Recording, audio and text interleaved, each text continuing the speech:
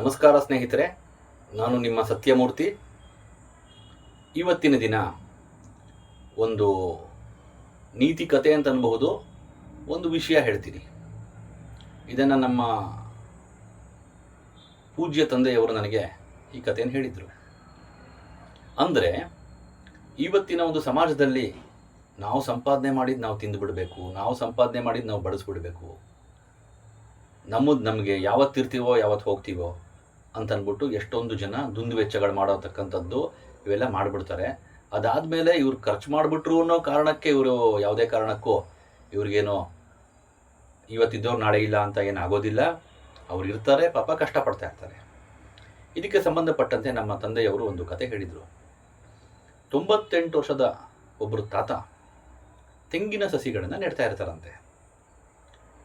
ಆವಾಗ ಮೊಮ್ಮಗ ಬಂದು ನೋಡ್ತಾನೆ, ತಾತ ತೆಂಗಿನ ಸಸಿ ನೆಡ್ತಾ ಇದ್ದಾರಲ್ಲ, ಏನಿದು ಅಂತ ಅದ್ರ ಬಗ್ಗೆ ಅವನಿಗೆ ಕುತೂಹಲ ಆಗುತ್ತೆ, ಒಂಥರ ಆಶ್ಚರ್ಯ ಆಗುತ್ತೆ.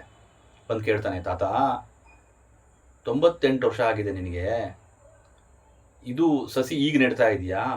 ಇದು ಸಸಿ ದೊಡ್ಡದಾಗಿ ಇದು ಫಲ ಕೊಡೋ ಹೊತ್ತಿಗೆ ಇದರ ಒಂದು ಎಳ್ನೀರು ಕುಡಿತೀಯೋ ಇಲ್ವೋ, ನಿನಗೆ ಅದು ಲಭ್ಯನೋ ಇಲ್ವೋ ಗೊತ್ತಿಲ್ಲ, ಆದರೂ ನೆಡ್ತಾ ಇದೆಯಲ್ಲ, ನಿಂಗೇನು ಬುದ್ಧಿ ಇಲ್ವಾ?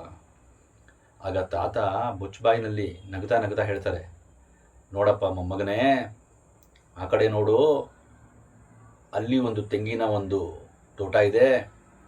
ಆ ತೆಂಗಿನ ತೋಟವನ್ನು ನೆಟ್ಟಂಥವರು ನಮ್ಮ ತಾತ. ಅದರ ಒಂದು ಎಳ್ನೀರು ನೀನು ಹೇಳ್ದಂಗೆ ಅವರು ಕುಡಿಲಿಲ್ಲ. ಆ ಎಳ್ನೀರನ್ನು ನಾವು ಕುಡಿತಾ ಇದ್ದೀವಿ, ಬೇರೆಯವರೆಲ್ಲ ಕುಡಿತಾ ಇದ್ದಾರೆ.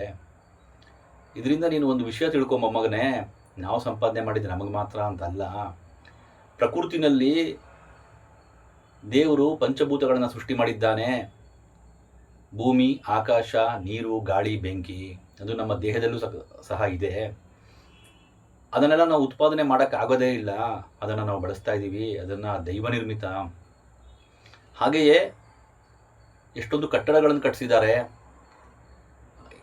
ಬಲ್ಬ್ ಕಂಡು ಹಿಡಿದಿದ್ದಾರೆ, ಎಷ್ಟೊಂದು ಎಲೆಕ್ಟ್ರಾನಿಕ್ ಐಟಮ್ಸ್ ಕಂಡು ಹಿಡಿದಿದ್ದಾರೆ, ಎಷ್ಟೊಂದು ದೊಡ್ಡ ದೊಡ್ಡ ಬಂಗಲೆಗಳಿದೆ.